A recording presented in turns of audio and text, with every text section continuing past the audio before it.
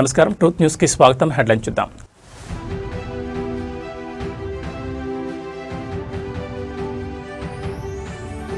జనసేనాని పవన్ కళ్యాణ్ డిశ్చార్జ్. ముంబై కోకిలాబెన్ ఆసుపత్రి నుంచి నివాసానికి చేరిక.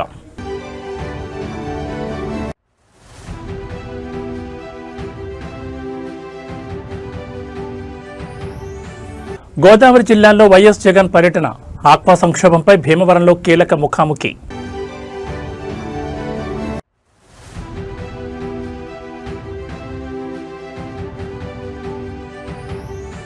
ఢిల్లీ పర్యటనలపై గిట్టని వాళ్ల లెక్కలు. విపక్షాల విమర్శలకు సీఎం రేవంత్ రెడ్డి ఉడుకు పుట్టించే కౌంటర్.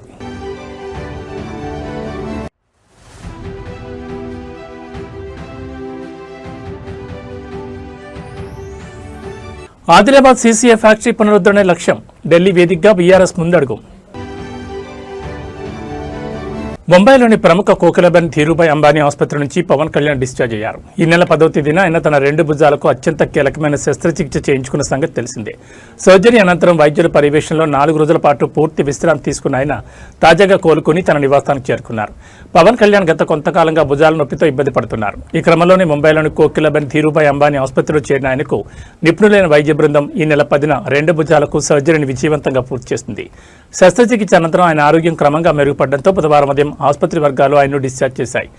గత ఎన్నికల ప్రచార సమయం నుండి ఎడతెరిపి లేకుండా రాష్ట్ర వ్యాప్తంగా పర్యటిస్తూ భుజాల నొప్పితో తీవ్రంగా బాధపడుతున్న ప్రజాక్షేత్రంలో పవన్ కళ్యాణ్ పడ్డ కష్టాన్ని గుర్తు చేసుకుంటూ ఆయన త్వరగా కోలుకోవాలని కూటమి శ్రేణులు, జన సైనికులు పెద్ద ఎత్తున పూజలు నిర్వహించారు.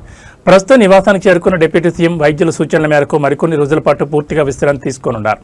ఆ తర్వాత ఆయన తిరిగి అమరావతిలో తన అధికారిక అడ్మినిస్ట్రేటివ్ బాధ్యతలను స్వీకరించనున్నట్లు క్యాంప్ ఆఫీస్ వర్గాలు వెల్లడించాయి. ఆంధ్రప్రదేశ్ రాష్ట్రంలో రాజకీయ సమీకరణాలు మరియు క్షేత్రస్థాయి ప్రజా పోరాటాలు ఒక్కసారిగా వేడెక్కాయి. వైఎస్ఆర్ కాంగ్రెస్ పార్టీ అధినేత మాజీ ముఖ్యమంత్రి వైఎస్ జగన్మోహన్ రెడ్డి ఉమ్మడి గోదావరి జిల్లాల పర్యటనకు బయలుదేరి వెళ్లారు. పశ్చిమ గోదావరి జిల్లా భీమవరంలో ఆయన అడుగుపెట్టనున్నారు. ప్రస్తుత కూటమి ప్రభుత్వ హయాంలో తీవ్ర ఇబ్బందులు ఎదుర్కొన్న ఆక్వా రంగానికి అండగా నిలిచేందుకు ఆక్వా రైతులు, రైతు సంఘాల నేతలతో వైఎస్ జగన్ ముఖాముఖి కానున్నారు. అనంతరం కాపు సామాజిక వర్గ అగ్రనేత మాజీ మంత్రి ముద్రగడ పద్మనాభం హఠాన్ మరణం తీవ్ర దిగ్భ్రాంతికి గురిచేయడంతో కాకినాడ జిల్లా కిర్లంపూడికి వెళ్లి ఆయన పార్థివ దేహానికి నివాళులర్పించనున్నారు. భీమవరం పరిసర ప్రాంతాల్లో ఇన్పుట్ ఖర్చులు పెరిగిపోవడం, మద్దతు ధర లభించకపోవడంతో ఆక్వా రైతులు సంక్షోభంలో కోరుకుపోయారు. ఈ నేపథ్యంలో రైతు సంఘాల ప్రతినిధులతో వైఎస్ జగన్ భేటీ అయి అసెంబ్లీ లోపల మరియు వెలుపల ప్రభుత్వంపై ఒత్తిడి తెచ్చేందుకు కార్యాచరణ రూపొందించనున్నారు. పగలు రాత్రి చెరువుల వద్ద శ్రమిస్తూ కరెంటు ఛార్జీల భారం మరియు దళార్ల దోపిడీతో ఆక్వా రైతాంగం పడ్డ కష్టాన్ని ప్రత్యక్షంగా విని వారి తరపున పోరాడేందుకు ఈ సమావేశాన్ని ఏర్పాటు చేశారు. భీమవరం భేటీ ముగిసిన వెంటనే వైఎస్ జగన్ నేరుగా కిర్లంపూడికి పయనం కానున్నారు. ఇటీవల కన్నుమూసిన కాపు ఉద్యమ ధృవతార ముద్రగడ పద్మనాభం కుటుంబ సభ్యులను పరామర్శించి ఆయన భౌతికాయానికి నివాళులర్పించేందుకు వైసీపీ అగ్రనాయకత్వం ఇప్పటికే కిర్లంపూడిలో ఏర్పాట్లు పూర్తి చేసింది.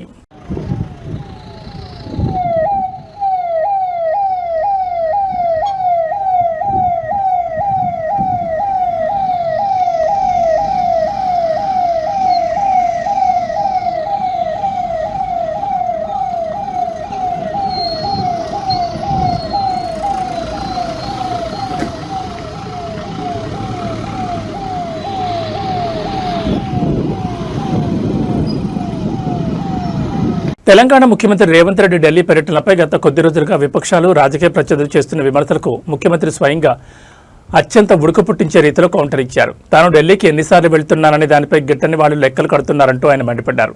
తాను ఎన్నిసార్లు హస్తనకు వెళ్లినా అది కేవలం తెలంగాణ ప్రజల హక్కుల సాధన కోసమేనని, రాష్ట్ర సమగ్రాభివృద్ధి కోసమేనని సీఎం రేవంత్ రెడ్డి స్పష్టం చేశారు. తెలంగాణలో కాంగ్రెస్ ప్రభుత్వం ఏర్పడినప్పటి నుంచి ముఖ్యమంత్రి రేవంత్ రెడ్డి తరచూ ఢిల్లీ పర్యటనలు చేయడంపై ప్రతిపక్షాలు, రాజకీయ విమర్శలు గుప్పిస్తున్నాయి. దీనిపై స్పందించిన ముఖ్యమంత్రి రాష్ట్ర హక్కులను సాధించేందుకు, విభజన హామీల నిధులను రాబట్టేందుకు తాము నిరంతరం శ్రమిస్తున్నామని తెలిపారు. తెలంగాణకు రావాల్సిన కేంద్ర నిధులు, పెండింగ్ ప్రాజెక్టుల మంజూరు కోసం రాష్ట్ర ప్రజలు పడ్డ కష్టాన్ని తీర్చడమే ధ్యేయంగా కేంద్ర పెద్దలను కలవడానికి వెళ్తుంటే దాన్ని రాజకీయ రంగు పూసి గిట్టని వాళ్ళు లెక్కలు వేయడం వారి సంకుచిత మనస్తత్వానికి నిదర్శనమని మండిపడ్డారు. రాష్ట్ర ప్రయోజనాల విషయంలో తాము ఎక్కడా రాజీ పడబోమని, ఎన్ని విమర్శలుచ్చినా ప్రజా సంక్షేమం కోసమే తన ప్రయాణాలు సాగుతాయని తేల్చి చెప్పారు. ముఖ్యమంత్రి రేవంత్ రెడ్డి ఈ తాజా స్టేట్మెంట్ విపక్షాల విమర్శలకు గట్టి బ్రేక్ వేసినట్లయింది.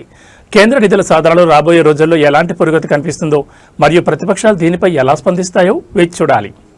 కొంతమంది తిట్టినోళ్ళు, కొంతమంది సరిపోయిన వాళ్ళు పదే పదే ముఖ్యమంత్రి గారు ఢిల్లీ ప్రయాణం చేస్తున్నారు, ఇన్నిసార్లు వెళ్ళిండ్రు, అన్నిసార్లు వెళ్ళిండ్రు అని లెక్కలు చెప్తున్నారు. ఏది వచ్చినా ప్రజల కోసమే పనిచేస్తున్నాం. నిన్న మేము తెలంగాణ రాష్ట్రంలో ఉండే అన్ని పార్టీల ఎంపీలను పిలిచి మేము పవర్ పాయింట్ ప్రజెంటేషన్ ఇచ్చినాం. కేంద్ర ప్రభుత్వంతో తెచ్చుకోవాల్సిన అనుమతులు గాని నిధులు గాని వాటికి సంబంధించిన సమాచారాన్ని అందించిన స్పష్టంగా చెప్పినాం. అభివృద్ధి జరిగేటప్పుడు రాజకీయాలు లేవు. రాజకీయాలు అనేవి ఎన్నికలు వచ్చినప్పుడు ఎవరి ప్రయత్నం వాళ్ళు చేసుకుంటారు, వాళ్ళ ప్రయత్నం వాళ్ళు చేసుకుంటారు, మా ప్రయత్నం తెలంగాణ పారిశ్రామిక రంగానికి మరియు ఉమ్మడి ఆదిలాబాద్ జిల్లా వెనుకబడిన ప్రాంతాల ఉపాధి అవకాశాలకు ఊతమిచ్చే ఒక ఉమ్మడి లక్ష్యంతో భారత రాష్ట్ర సమితి హస్తిన వేదికగా ముందడుగు వేసింది. BRS working president Kalvakuntla Taraka Ramarao నేతృత్వంలోని ఒక ప్రత్యేక బృందం ఢిల్లీకి బయలుదేరి వెళ్లింది. ఆదిలాబాద్ జిల్లాలోని సిమెంట్ కార్పొరేషన్ ఆఫ్ ఇండియా ఫ్యాక్టరీని తక్షణమే పునరుద్ధరించాలని కోరుతూ కేంద్ర భారీ పరిశ్రమలు ఉక్కు శాఖ మంత్రి హెచ్డి కుమారస్వామితో ఈ బృందం కాసేపట్లో అత్యంత కీలకమైన సమావేశం కానుంది. కేటీఆర్ తో పాటు ఈ ప్రతినిధి బృందంలో BRS Rajya Sabha MP Vaddiraju Ravichandra, Khanapur BRS party అధ్యక్షుడు జాన్సన్ నాయక్ మరియు సీసీఐ సాధన సమితి ముఖ్య నాయకులు ఉన్నారు. ఆదిలాబాద్ లో మూతపడిన సీసీఐ యూనిట్ తెరిపించడం ద్వారా స్థానికంగా ఉన్న వేలాది మంది నిరుద్యోగ యువతకు ఉపాధి లభిస్తుందని, దీనిపై కేంద్రం సానుకూల నిర్ణయం తీసుకోవాలని ఈ బృందం ఒత్తిడి తీసుకురానుంది. ఫ్యాక్టరీ మూతపడి దశాబ్దాలు గడుస్తున్నా ఉపాధి లేక వలసలు పోతూ ఆదిలాబాద్ పారిశ్రామిక కార్మికులు మరియు నిరుద్యోగులు పడ్డ కష్టాన్ని పూర్తిగా ముగించడమే ధ్యేయంగా గతంలోనూ తాము అనేకసార్లు కేంద్రానికి లేఖలు రాస్తామని కేటీఆర్ గుర్తు చేశారు. కొత్తగా బాధ్యతలు స్వీకరించిన కేంద్ర మంత్రి కుమారస్వామితో ఈ పారిశ్రామిక పునరుద్ధరణ ప్యాకేజీపై చర్చించిన అనంతరం ఢిల్లీలోని నిర్వహించే జాతీయ మీడియా సమావేశంలో కేటీఆర్ పాల్గొని కేంద్రంపై రాష్ట్ర డిమాండ్లను మరింత బలంగా వినిపించనున్నారు. అంతర్జాతీయ వాణిజ్య రంగంలో అమెరికా తీసుకున్న ఒక వ్యూహాత్మక నిర్ణయం ఇప్పుడు ప్రపంచవ్యాప్తంగా హాట్ టాపిక్ గా మారింది. రష్యా నుంచి ఆయిల్ మరియు గ్యాస్ కొనుగోలు చేసే దేశాలపై అత్యంత భారీగా టారిఫ్స్ విధించాలన్న తన పాత ప్రతిపాదనలో అమెరికా ప్రభుత్వం కీలక సడలింపులు చేసింది. గత 2025 ఏప్రిల్లో రష్యా ఇంధన దిగుమతులపై ఏకంగా 500% టారిఫ్స్ విధించాలని ప్రతిపాదించిన అమెరికా అంతర్జాతీయ మార్కెట్ ఒత్తిళ్ల నేపథ్యంలో తాజాగా ఆ బాధను 100% కుదించింది.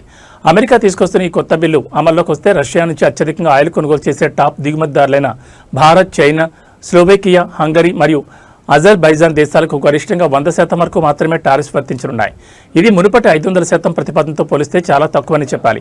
అంతేకాకుండా తమ మొత్తం ఇంధన అవసరాల్లో రష్యా నుంచి 15% కంటే తక్కువ దిగుమతి చేసుకునే చిన్న దేశాలకు ఈ టారిఫ్స్ నుండి అమెరికా పూర్తి మినహాయింపు ఇచ్చింది. అంతర్జాతీయంగా చమురు ధరలు పెరిగినప్పుడు గ్లోబల్ ఆంక్షల భయంతో రష్యా నుండి తక్కువ ధరకు వచ్చే క్రూడ్ ఆయిల్ కొనుగోలు ప్రక్రియను బ్యాలెన్స్ చేయలేక భారత్ వంటి దేశాల ట్రేడ్ డెస్క్లు పడ్డ కష్టాన్ని ఈ తాజా యుఎస్ సడలింపు గణనీయంగా తగ్గించనుంది. రాబోయే ఆగస్టు నాటికి అమెరికా ఈ బిల్లును అధికారికంగా పాస్ చేసే అవకాశం ఉందని విదేశాంగ వర్గాలు అంచనా వేస్తున్నాయి. దీనివల్ల గ్లోబల్ సప్లై చైన్లో ఎలాంటి ఆటంకాలు లేకుండా భారతదేశం తన ఇంధన భద్రతను మరింత బలోపేతం చేసుకునే అవకాశం ఉంది. ఆంధ్రప్రదేశ్ రాష్ట్రంలో ఉచిత ఇసుక విధానం అమల్లో ఉందని ప్రభుత్వం చెబుతున్న క్షేత్రస్థాయిలో మాత్రం అధికార పార్టీ నేతల ఇసుక దోపిడీ అడ్డం లేకుండా సాగుతోందని ఆరోపణలు వెలువెత్తున్నాయి. ఉమ్మడి అనంతపురం జిల్లా కళ్యాణదుర్గం టీడీపీ శాసనసభ్యులు అమ్మెల్యేని సురేంద్రబాబు ఇసుక దందాను స్థానిక ప్రజలు రెడ్ హ్యాండెడ్గా పట్టుకోవడం ఇప్పుడు రాష్ట్ర రాజకీయాల్లో పెను సంచలనంగా మారింది. కంబదూరు మండలం రాళ్ల అనంతపురం పరిధిలో ఇసుకను అక్రమంగా రవాణా చేస్తున్న 5 భారీ టిప్పర్లను స్థానికులు అడ్డుకున్నారు. ఈ టిప్పర్లు నేరుగా టీడీపీ ఎమ్మెల్యే అమ్మెల్యేని సురేంద్రబాబుకు చెందిన ఎస్ఆర్ కన్స్ట్రక్షన్ సంస్థకు కావడంతో స్థానిక ముఠాలు అధికారుల తీరుపై ప్రజలు తీవ్ర ఆగ్రహం వ్యక్తం చేస్తున్నారు. రాళ్ల అనంతపురం గ్రామం గుండా అర్ధరాత్రి వేళల్లో ఎలాంటి అనుమతులు లేకుండా ఇసుకను తరలిస్తున్న 5 టిప్పర్లను గ్రామస్తులు ప్రాణాలకు తెగించి అడ్డుకున్నారు. సదరు వాహనాలు ఎమ్మెల్యే అమ్మెల్యేని సురేంద్రబాబు సొంత సంస్థవని తేలడంతో స్థానికులు పోలీసులకు సమాచారం అందించారు. అయితే టిప్పర్లు అధికార పార్టీ శాసనసభ్యుడు కావడంతో కంబదూరు పోలీసులు కేసు నమోదు చేయడానికి వెనుకాడుతున్నారని, చట్టాన్ని తొంగలు తొక్కుతున్నారంటూ సర్వత్రా విమర్శలు వ్యక్తమవుతున్నాయి. పగలు రాత్రి తేడా లేకుండా తమ గ్రామ సహజ వనరులైన ఇసుకను దోచుకుంటూ భారీ వాహనాలతో రోడ్లను ధ్వంసం చేస్తుంటే స్థానిక రైతాంగం మరియు ప్రజలు పడ్డ కష్టాన్ని పూర్తిగా నిర్లక్ష్యం చేస్తూ పోలీసులు వ్యవహరిస్తున్న తీరుపై తీవ్ర నిరసనలు వ్యక్తమవుతున్నాయి. చట్టం అందరికీ ఒకటేనని చెప్పే కూటమి ప్రభుత్వం తమ స్వంత ఎమ్మెల్యే అక్రమ మైనింగ్ పాల్పడుతుంటే ఎందుకు చర్యలు తీసుకోవడం లేదని విపక్షాలు మరియు ప్రజా సంఘాలు కంబదూరు పోలీస్ స్టేషన్ వేదికగా ప్రశ్నిస్తున్నాయి.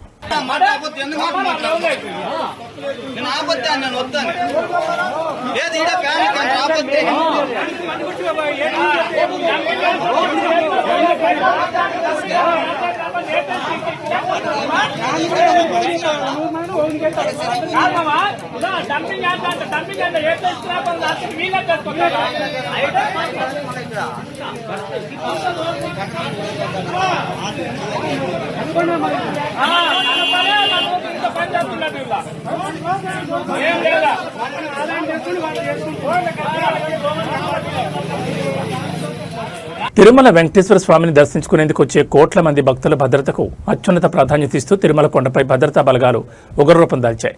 విదేశీ లేదా అంతర్గత ఉగ్రవాద ముఠాలు తిరుమల సత్రాలను ముట్టడిస్తే ఏ క్షణంలో అయినా వారిని మట్టుబెట్టేలా ఆంధ్రప్రదేశ్ రాష్ట్ర పోలీస్, అత్యంత ప్రతిష్టాత్మకమైన ఆక్టోపస్ కమాండోలు మరియు టీటీడీ విజిలెన్స్ విభాగం సంయుక్తంగా ఒక భారీ మాక్ డ్రిల్ నిర్వహించాయి.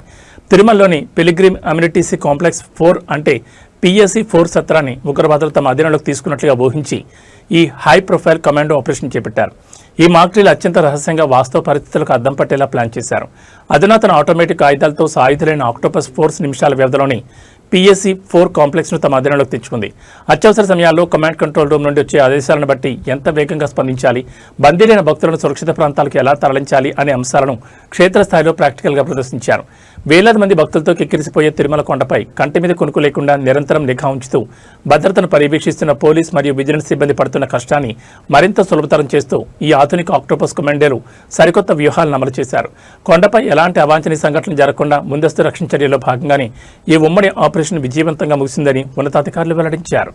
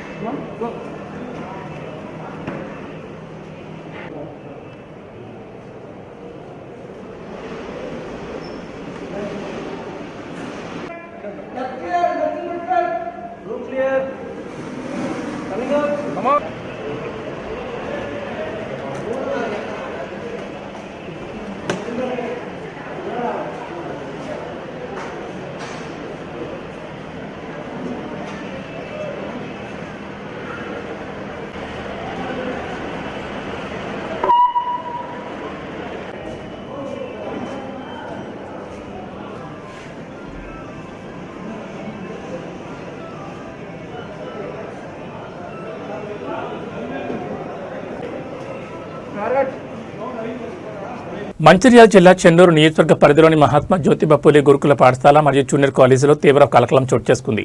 హాస్టల్లో కనీస సౌకర్యాలు కరువయ్యాయంటూ తీవ్ర అసంతృప్తికి లోనైన 17 మంది ఇంటర్మీడియట్ ద్వితీయ సంవత్సరం విద్యార్థులు ఒకేసారి వసతి గృహాన్ని విడిచి బయటకొచ్చారు. అధికారుల నిర్లక్ష్య వైఖరిపై ఆరోపణ చేస్తూ తమ సమస్యలను పరిష్కరించే నాదురే లేడంటూ విద్యార్థులు నేరుగా మంచిర్యాల ఎమ్మెల్యే గడ్డం వివేక్ వెంకటస్వామి సతీమణి గడ్డం సురేఖని ఆశ్రయించారు. చెన్నూరు మహాత్మా జ్యోతిబా పూలే గురుకులంలో గత కొంతకాలంగా త్రాగునీరు, నాణ్యమైన భోజనం మరియు ఇతర కనీస సదుపాయాల కొరత వేధిస్తోందని విద్యార్థులు ఆరోపిస్తున్నారు. ఈ సమస్యలపై విసిగిపోయిన 17 మంది ఇంటర్ సెకండ్ ఇయర్ విద్యార్థులు హాస్టల్ నుండి బయటకొచ్చి మంచిర్యాలలో ఎమ్మెల్యే సతీమణి సురేఖను కలిశారు. హాస్టల్లో మౌలిక వస్తువులు లేక చదువు పక్కన పెట్టి విద్యార్థి లోకం పడ్డ కష్టాన్ని ప్రత్యక్షంగా ఆలకించిన సురేఖ తీవ్ర దిగ్భ్రాంతికి వ్యక్తం చేశారు. తక్షణమే స్పందించిన ఆమె విద్యాశాఖ మరియు సంక్షేమ శాఖ అధికారులపై ఆగ్రహం వ్యక్తం చేశారు. విద్యార్థుల సమస్యలను వెంటనే పరిష్కరించాలని ఆదేశిస్తూ జిల్లా వెనుకబడిన తరగతుల సంక్షేమాధికారి శ్రీధర్కి విద్యార్థులను అప్పగించి ప్రత్యేక పర్యవేక్షణలో వారిని తిరిగి సురక్షితంగా చెన్నూరుకు తరలించేలా చర్యలు తీసుకున్నారు.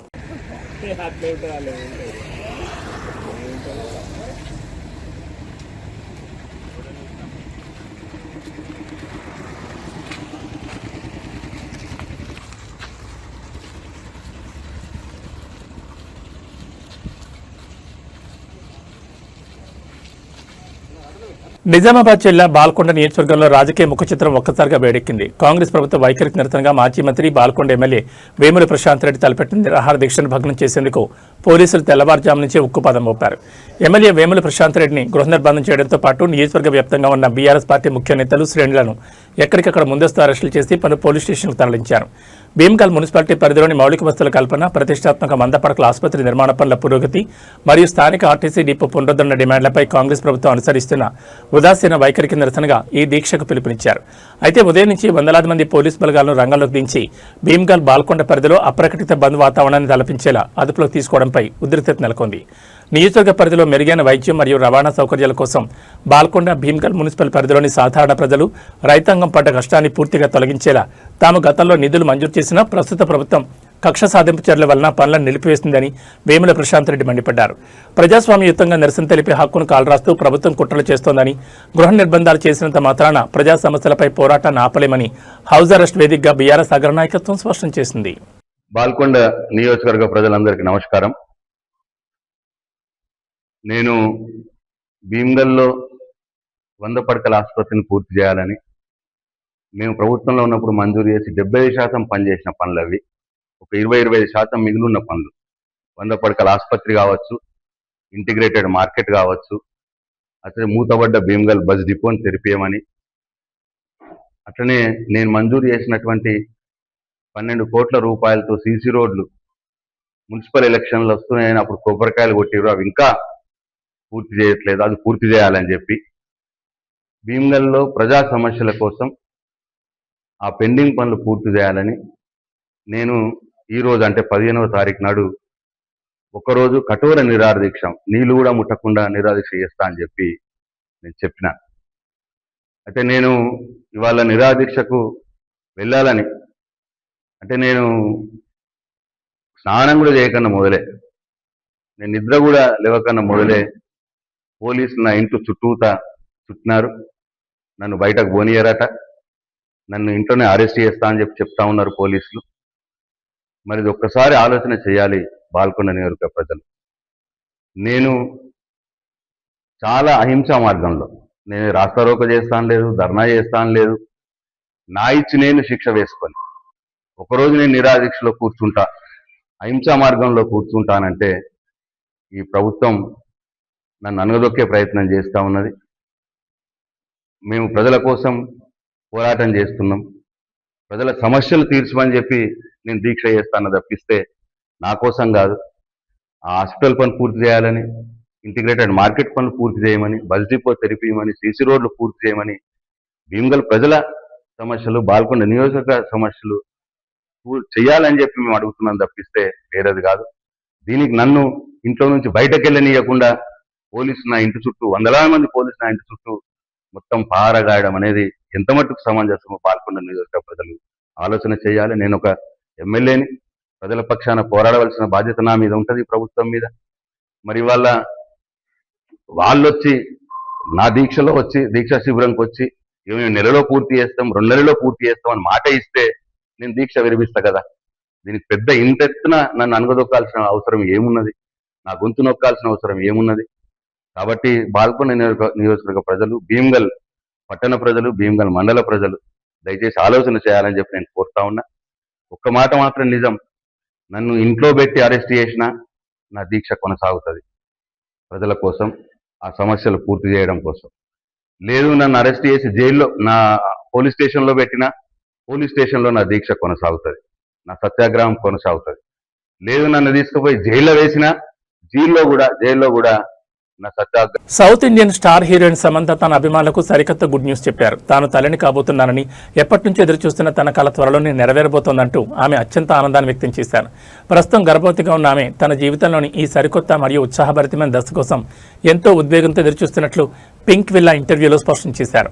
ఇటీవల తాను నటించిన మా ఇంటి బంగారం సినిమా బాక్సాఫీస్ వద్ద ఘన విజయాన్ని సాధించిన నేపథ్యంలో కుటుంబ సభ్యులతో కలిసి ఈ మధుర క్షణాలను ఆస్వాదించేందుకు ఆమె షూటింగ్లకు కొంత విరామం ప్రకటించారు. సమంత తన ప్రెగ్నెన్సీపై స్పందిస్తూ, ఇది ఖచ్చితంగా నాకు చాలా కొత్తగా, ఎంతో ఉత్సాహంగా ఉంది. కానీ నేను ఎప్పటి నుంచో ఈ క్షణం కోసం ఎదురుచూస్తున్నాను. నాకు ఎప్పుడూ తల్లి కావాలనే కోరిక బలంగా ఉండేది. అందుకే నా జీవితంలో ఈ కొత్త ప్రయాణానికి నా సర్వస్వాన్ని అందిస్తానంటూ ఎమోషనల్ అయ్యారు. గత కొన్నేళ్లుగా ఆరోగ్య సమస్యలతో, వ్యక్తిగత జీవితంలోని ఒడిదుడుకులతో సమంత పడ్డ కష్టాన్ని పూర్తిగా మర్చిపోయేలా అటు కెరీర్ పరంగా మా ఇంటి బంగారం 100 కోట్ల మైలురాయిని అందుకోవడం, ఇటు వ్యక్తిగత జీవితంలో మాతృత్వపు మధురిమలు తోడవడంతో అభిమానులు సోషల్ మీడియా వేదికగా ఆమెకు పెద్ద ఎత్తున శుభాకాంక్షలు తెలుపుతున్నారు. ప్రస్తుతం తన కడుపులోని బిడ్డకు ప్రాధాన్యత ఇస్తూ మెటర్నిటీ లీవ్ తీసుకున్న శ్యామ్ డెలివరీ అనంతరం మళ్లీ సరికొత్త ప్రాజెక్టులతో ఫ్యాన్స్ ముందుకు వస్తారని క్లారిటీ ఇచ్చారు. నగరంలో ఇవాళ బంగారం వెండి ధరలు ఒక్కసారిగా భారీగా పెరిగాయి. గత కొన్ని రోజులుగా హెచ్చుతగ్గులకు లోనవుతున్న పసిడి ధర ఇవాళ బులియన్ మార్కెట్ ప్రారంభం కావడంతోనే భారీగా ఎగబాకింది. అంతర్జాతీయంగా మారుతున్న సమీకరణల నేపథ్యంలో అటు 24 క్యారెట్ల ప్యూర్ గోల్డ్, ఇటు ఆభరణాల తయారీకి వాడే 22 క్యారెట్ల బంగారం ధరలతో పాటు కిలో వెండి ధర కూడా రికార్డు స్థాయికి చేరుకుంది. ఇవాళ హైదరాబాద్లో 24 క్యారెట్ల 10 గ్రాముల స్వచ్ఛమైన బంగారం ధరపై ఏకంగా ₹770 పెరిగింది. దీంతో నిన్నటి ధరతో పోలిస్తే ఇవాళ మార్కెట్లో ఇది 1,43,570కి చేరింది.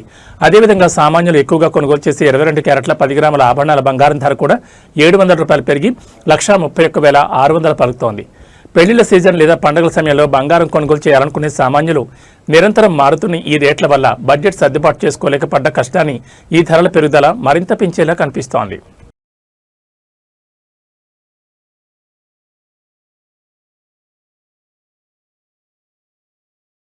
ఆంధ్రప్రదేశ్ రాష్ట్ర ప్రజలకు, ముఖ్యంగా సామాన్య మరియు మధ్యతరగతి కుటుంబాలకు ఇంధన శాఖ నుండి ఒక అత్యంత అద్భుతమైన శుభవార్త అందుతోంది. రాష్ట్రంలో విద్యుత్ ఛార్జీలను తగ్గించేందుకు డిస్కంలు కసరత్తును ముమ్మరం చేశాయి.